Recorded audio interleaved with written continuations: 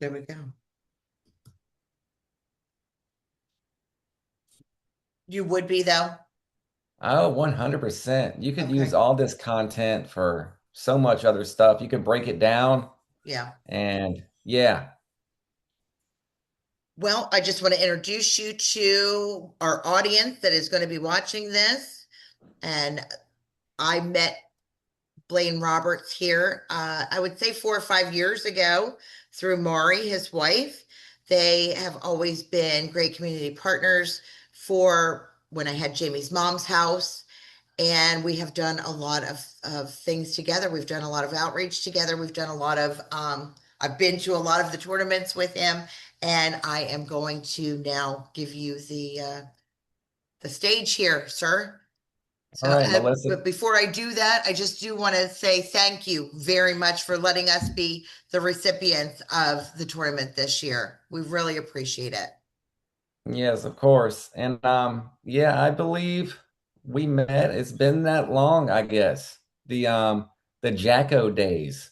Yes, yes, Right? yeah, So the new restaurant's been there 3 years. So yeah. yeah, it's been a minute. It's been a minute. And I think I was actually at the first tournament probably, yeah, when it was still in the probably, parking lot down on the same street as yep, Jocko's.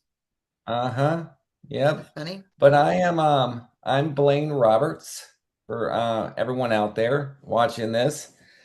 I am a person in recovery of many different things.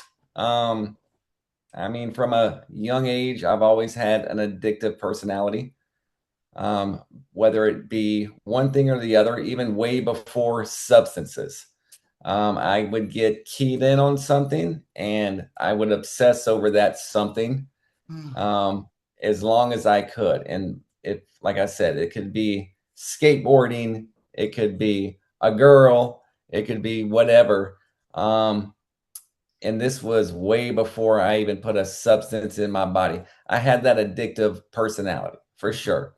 There are people like my wife that can buy a 6 pack of beer and then 5 months later there's still four in the fridge. Mhm. And then there's people like me, that I don't think I've ever bought a 6 pack in my life. That's not enough. It was never enough, right? So I'll skip the drama. I think we've all heard the war stories before. There's no reason to dig all that stuff and really to glorify that stuff. And I'll start really with my first treatment stint. I did 9 treatment centers, so I'll qualify like this to save you from the war stories. No, I did 9 treatment centers. I was probably in detox over 50 times. 23 arrests last time I looked. So I don't think I've had any more, but 23 arrests. Two of those being felony convictions. I was homeless for 5 years, stayed in many different homeless shelters throughout the years, psychiatric wards.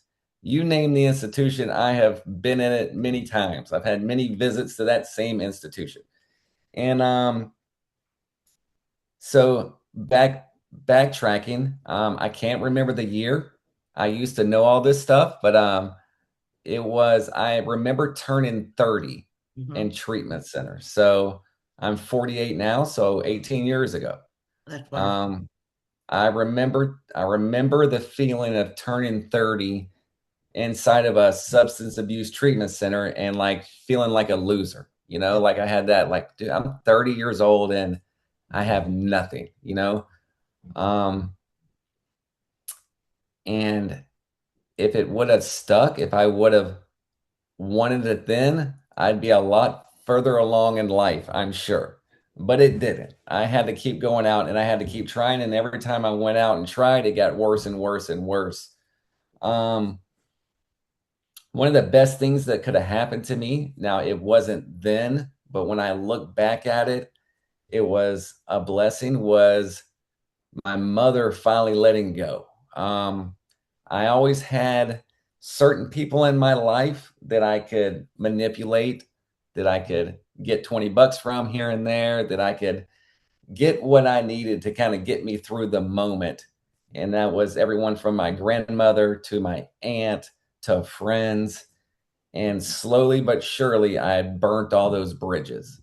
Mhm. Um, and this was after about 3 rounds of treatment. When I first started going to treatment, everyone was on my side.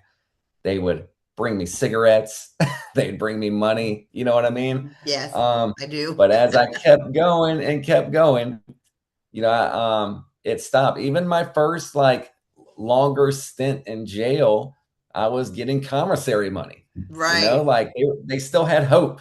Like let's Yes. help him out. Like he's just going through a bad patch. And but after that third or fourth treatment center, like the the rope was cut, and my mother was the last one hanging on. And I knew I could still, if I could catch my mother, if she wasn't around anyone else, and I could get something from her again, whatever that may be, you know. Um, but by this time, I am 35 years old.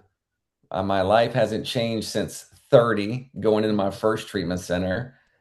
So she finally was just like, no, And she would even tell me no when I was doing good. Like maybe I had come out of treatment, I was in a halfway house, and hey, mom, I need a cell phone so I can get a job. Can you Yeah. help me out with a cell phone? No. Like she would not do anything. And I know it hurt her. And we talk about it, these days. I have a great relationship with my mother now, great relationship with everyone in my family. But she would tell me, she was like, I had to stop, because as long as you had that 20 bucks here and there, or me helping you do this and this, then you weren't feeling the full force of the pain, is Mhm. basically how she was putting it. And she's absolutely right. So 9 treatment centers later, now once I started getting to the end there, maybe that seventh and eighth time, my stints of sobriety were getting bigger. Mhm. I could hang on past 30 days. That was usually about my max, was Right. 30 days. I might pick up a 60-day chip if I was institutionalized, meaning I was in a halfway house where I was being babysitted. Right. I can make it to 2 months. Um, but most anytime I was in treatment, or I was in a halfway house, or I was locked up, I was finding some sort of means to get high. Um, it might not have been my quote unquote drug of choice, but I was finding some sort of means to beat the system, to get out of reality, is what I was doing. I feel like if I'm trying to put a substance in my body that changes my perception, that I am just avoiding reality. And that's exactly what I was doing. I was 35 years old, and everything I've owned in life fit in a backpack. Yeah. Um, but the last time I was in a halfway, I'd been in this halfway house many times before. Um, the owner of Was the this halfway house always had a in Florida, or did you go to Yep, rehab it was other always in places? Florida. Okay. Yep, I went homeless in Florida, and then stayed in Florida. I hitchhiked around for years. I was down in the Keys. From the Keys, I landed in Miami. And Okay. Miami is where I kind of got things together. So this was in Miami. And the halfway house owner had a soft spot for me, so he would let me back in when I would mess up. He'd make me go to detox or whatever. But he stuck with me. You know what I mean? He never put me back out on the streets. And I owe a lot to that man, and I still talk to him to this day. Oh, I love Frank that. Frank Hernandez over in Miami. Um, because I seen him put people out on the street, almost daily. Like Frank was a tough guy, and but he would bend the rules a little bit for me. He'd be like, Yeah. go to detox, get away from all the other guys while you're intoxicated, come back in 3 days. And he kept me there. He kept me close. Mm-hmm. And it just started sticking, Melissa. And I've asked myself this question many times. My mother has asked me this question: what was different this time Yeah. after all these attempts? What was different this time? And I still don't really have an answer. I chalk it up to God, whatever you want to call your God of choice. But that's the only thing I can think of because the temptation was there. I fought it every day. Hmm. Um, actually moved out of that halfway house and had my first like little garage apartment. And I was so proud of that, like I actually had a place to live. Right. And when I would come home from work, the bus would drop me off in front of a liquor store. That was my stop. And every day I would Wow. get off that, and the bottles were displayed in the window, calling my name every day. And I would always tell myself, I'm going to go home and eat, and then I'm going to come back and get a bottle. And I never came back. I would go and eat, and it would kind of calm the craving. And then I would do AA. I lived in AA meetings. That's great. Um, and, just the more time accumulated, the better, the easier. I don't want to say the better, the easier it Right. got. I still had a lot of building to do with myself. You're talking about a 38-year-old man with no education. Um, I had like bartending experience, which was like the most horrible environment for me to be in. Right. But that's what I was doing. So I was bartending and trying to fight off alcoholism. Wow. Um, Whoa. yeah. And plus all the drugs that come with the restaurant Of life. course. Yeah. Because there's a lot of them. And I did it. I was able to do it successfully. I set myself up for success though. I would work like AM shifts. Yep. I would leave the PM shifts to the other guys and kind of get in and out of there before that party crowd showed up. But I had my hands on liquor all day long. Wow. And That's a strong person. and it got to a point where I remember wanting to drink. I wasn't at work or anything. This was maybe a year in, and wanting to drink and thinking about drinking and then getting nauseous thinking about it.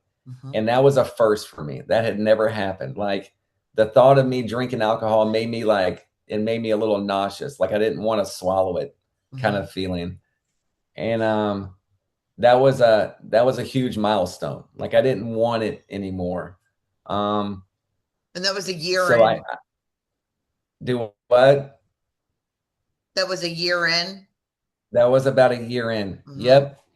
And but like I said, I just had so much, like I had nothing. I had nothing. I didn't know where I was going in life. I had met Marty by now. We had a baby on the way. So I mean, I'm like a year in and I'm about to be a father with a woman that we can barely even understand each other, right?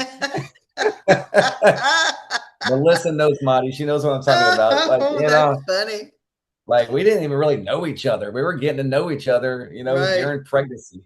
So I decided I was going to go to school. Now I dropped out of school in 10th grade and never looked back. I got a GED. I don't know how I passed that GED test because I basically guessed through the whole thing.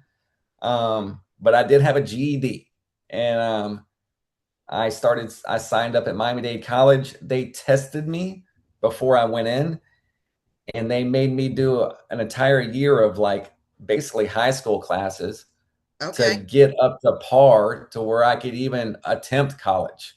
Hmm. That's how like, behind I was. I don't want to say dumb, but because I was very smart in other ways. Yeah. Um, but as far as like taught American education, I knew none of it. So I did it. I got through that year. I started actually going to um, college, like taking real college courses, and I was doing well. I was doing well, and it that was a huge like self-esteem boost That's to be great. able to get that semester grades and having all A's in Hmm. college. That's amazing. Um, Do you and feel that so during that time, because I'm sure that was very hard adjustment for you, did you think that you ever felt like there was any sort of arrested development due to the alcoholism? no, Not Because sometimes necessarily. people get stuck in like they people often say, "Oh, well, I started drinking when I was 15 or I started doing drugs when I was 18 years old," and then they get stuck at that age. Do you feel like there was ever anything like that for you? I was definitely, I don't want to say immature, but Mm-hmm. I was very behind in times. Like there was years I probably couldn't tell you who the president of the United States was. Mm-hmm. And so for me to have a conversation with an adult Yeah. was very, it was intimidating because I didn't know what to talk about. I didn't know world stuff. I didn't know what was going on. I Mm-hmm. had no idea what's been going on for the last 10 years, basically. Mm-hmm. Yeah. Um, I could tell you where One Eye Pete slept under the bridge and all his drama, Yeah. but I couldn't tell you what was going on in the world. So having conversations with adults, yes, they were very intimidating. And that's what going to campus got me used to also as I was having conversations with professors, having conversations with other Mm-hmm. kids, because that's what they were, right? I was the Mm-hmm. older guy in class Right. that actually had some wits about them, and it got me comfortable with that.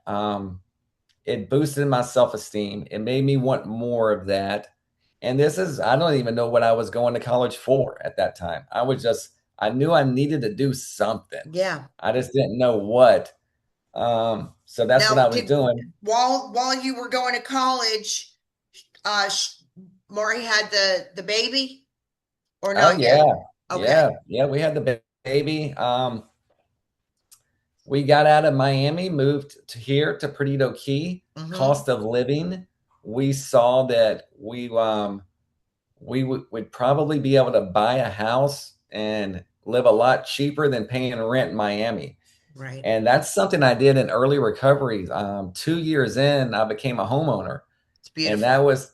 that was through sure pure determination because we needed a bigger place, and my arrest record kept us out of a lot of places, Mm-hmm. and we were getting roadblocks. So basically, my middle finger went up, and I was like, I'll just buy a house. Screw Mm-hmm. all you guys, Mm-hmm. right? I didn't know Right. how to buy a house. I didn't have any money, but we pulled it off, right? Right. We pulled it off. We were able to buy a house, Yep. and and then we got here. I finished up a bachelor's degree in psychology, It's um, amazing. and I worked in the substance abuse field. I worked as a peer recovery support specialist for probably 3 or 4 years. I worked remotely. And how did you It get was involved in that? Was that something that you were offered in college, or no, did you not at find that? all. No, Okay. not at all. I just networked. Mm-hmm. I got very computer savvy over the years. Mm-hmm. Um, Figured out how to do things, figured out how to look for stuff. I found these remote jobs they were basically startup companies, and I worked for a few of them. Um, and they were exactly what I was qualified to do and what I had certifications to do. Mm-hmm. And I mean, I remember the first one I got hired for, they flew me out to Austin, Texas. They put me up in a hotel. They We did an onboarding for 4 days in Austin, Texas, and flew me back. And I thought like I was an executive. You know what I mean? I was like, Yeah. this is coming Yeah. from a bartender, that was like Yeah. a big deal to me. Sure. Um, but I worked as a remote counselor for years. And then as I was doing that, I started running land-based fishing trips on the side. Nothing serious. It was something I was doing anyway. I figured I could make a buck at it. Marty and I created a little LLC, and Mm-hmm. I started running just land-based fishing guides. And that has grown. I think I ran my first trip in 2019 or 2020. I ran my first trip, and today we own our own physical location of that business. It has grown. Like Madi doesn't have to work anymore. She stays Wonderful. home and homeschools our kid. That little side hustle turned into a full-time gig. Um, I have four guys that run trips for me. I just hired another guy to work in the shop, so we actually have employees now. Um, Talking about this today with you, Melissa, like it's a good. I forget where I come from sometimes, you Yeah. know. Yeah. So That's good. you know, it was In not fact, I that wanted long to ago. say that we were talking off camera about the first tournament in comparison in numbers to this tournament, if you want to give that Yeah, I mean statistic. it's grown. The entire Mhm. business has grown. Um, but you got to think at 35 years old, I was living in a halfway house, Right. and here I am at 48, and we're doing okay. You know what I Yes, you mean? are. And it didn't take us that long to get there either. I think I took that same hustle I had in addiction and that same hustle I needed to have living in the streets for so many years, Yeah. that same drive, and And I just determination. and I transferred it to good. And I Yep. think that's why I progressed so fastly. And I think that goes for anyone in addiction. Like Hmm. we have something in us, we have a drive in us that keeps us going. I mean, Hmm. how many times did I wake up in the morning and not have a penny to my name, but knew I needed to get high, and within 30 minutes I had what I needed to get high. Like I would figure it out, Right. you know? And so I have that same mentality with life now. You know, I figure it out. I figure it out. Um, Marty gets on me for working too much, but I try to explain to her, I was like, I can't stop. Like Hmm. if I stop and slow down, I don't like the feeling. I need to, I need to keep chasing, and that's what I'm I doing. I'm chasing. I'm understand. chasing. I'm chasing the next thing. Hmm. Um, but yeah, Melissa, it was good to do this because it took me back. Like, and I've been doing the math in my head. Like that was not that long It ago. really wasn't. It No. seems like it's a long time, but in a short Yeah. amount of time, you've really accomplished so much. Oh yeah. I mean, within a year, I was in college. You know. Right, that's crazy. Crazy Yeah, to and then think that you were on the streets before that. Right before that, you're in and out of the same halfway house, getting kicked out every other week. yeah, Now you wake yeah, up and you're in college. Or taking that, now I am in my own apartment and I'm getting dropped off by the bus and I am kicking alcohol's butt by walking past the liquor store every day. Like yeah, that is quite that first step right there. That's the hugest step that I've heard anyone explain. Like like how crazy is it that my bus stop gets drops me off right at my worst enemy's doorstep? Like so yeah. much could have gone wrong. And it depended on the day how I looked at it. Like if it was one of those teetery days, like I Yeah, would look at it, well, this is a sign. I'm yeah, gonna drink my whole life anyway. yeah, Here it is. yeah. You know, Right, exactly. let me go ahead and start again. And then other days I would look at it like a test. You know, Yeah, like I said, depending on the day. yeah, yeah. It's Yep. But crazy. it was It's a head game. we yep. And yeah, and just looking back, like, yeah, within 2 years, might have been 3 years. Seems like Thunder, well, no, Thunder was two when we moved here. So yeah, 2.5, 3 years, I was a homeowner and was living on the streets 3 years before that. Yeah, So, right. like I said, addicts, someone who chases the substance, we have that drive in us to chase the good too. You just Hmm. have to transfer the energy, you Yep, know? yep. That's so good. And I've heard that I interviewed Joseph Cook a couple weeks ago, and he was like, and he had a not a similar story, but a story kind of the same, but not the same. But he was like, that's what he has to do. He has to have some sort of routine. He has to have some sort of because he needs to keep on moving forward. Yeah, yeah, I right? get comfortable sitting still. Yeah, hmm Uncomfortable. yeah, yeah. I know that you're so proud of yourself and that I can only imagine how over the moon that Maury is. You know, you guys really do have a wonderful life. You know, one of the questions I wanted to ask was while you were homeless, did you have a vehicle? Like, how did you get around? Oh God, no. Okay. I was uh I was the guy on the sidewalk that you avoided when you walked by. Like that. Okay. I was that guy. Yeah. Yep. I was dirt gutter homeless. Not like living on my buddy's couch homeless, you know? Okay. Yeah. Hard to believe. It is only because I know you on this side and um but I feel like I admire you even more that you shared this. Like I had already had such an admiration for you and your work ethic and your love of your family, your love of Perdido Key, um, just all things. But I feel as if I have an even deeper admiration for you right now because I know how hard that it is to overcome something so challenging and destructive. It's destructive in our lives, and you actually overcame it. Not just overcame it, but like you were a conqueror. Look at you. You know what I mean? Yeah. I'm proud to know you.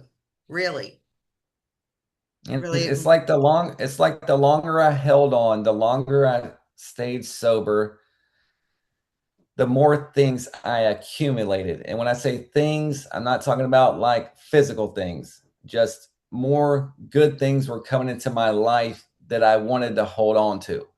Mhm, And I knew from past experiences over and over, I knew how to erase those things very quickly was to take a drink or to take that drug and all those accumulations go away, mhm, right? I'd done that so many times in the past and it was like I wanted to hold on to them this time mhm. was like I guess the major change, you know.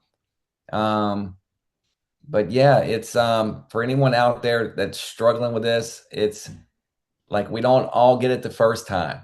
You Right, know, God, Lord knows I didn't. I right. mean, I think I was close to 10 years in, you know, fighting recovery, like for my first attempt at it.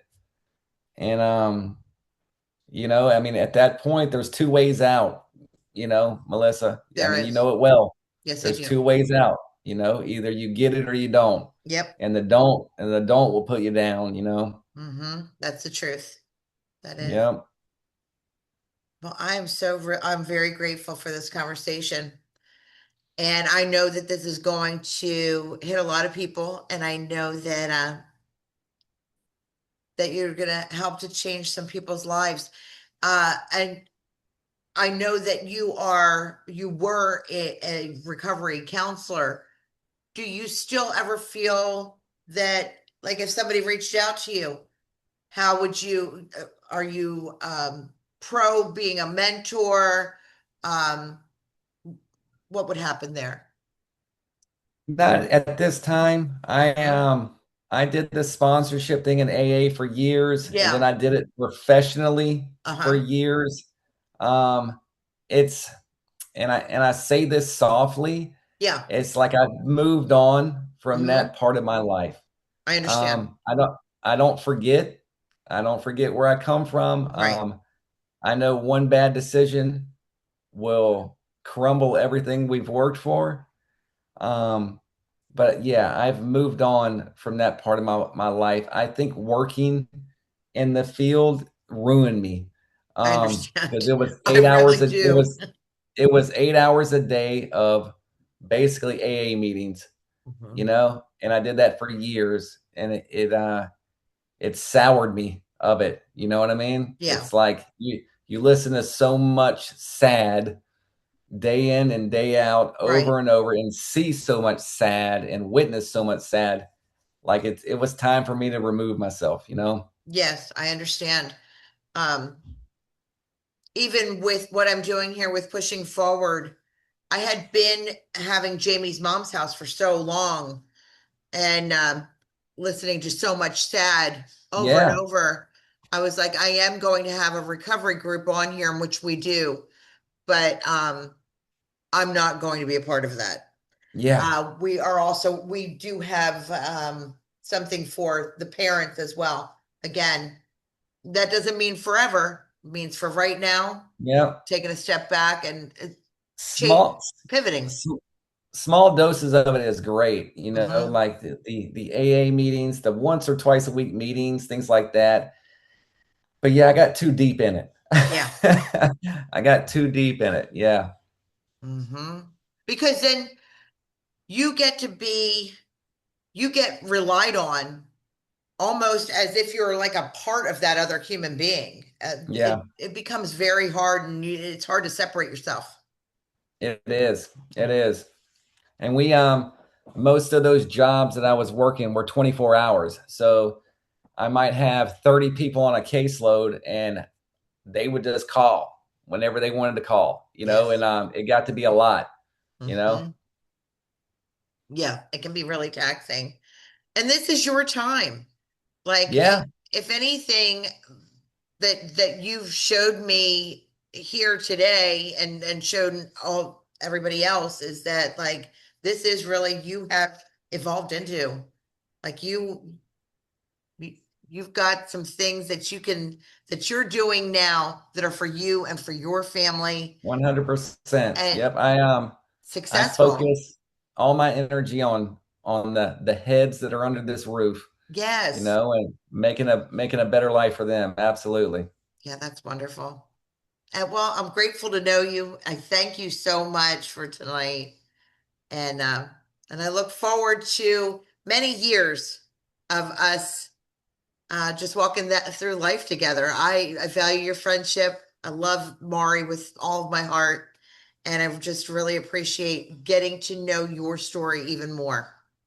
I appreciate you having me on, Melissa. Yes, no problem. I'm going to shut this off now. All right.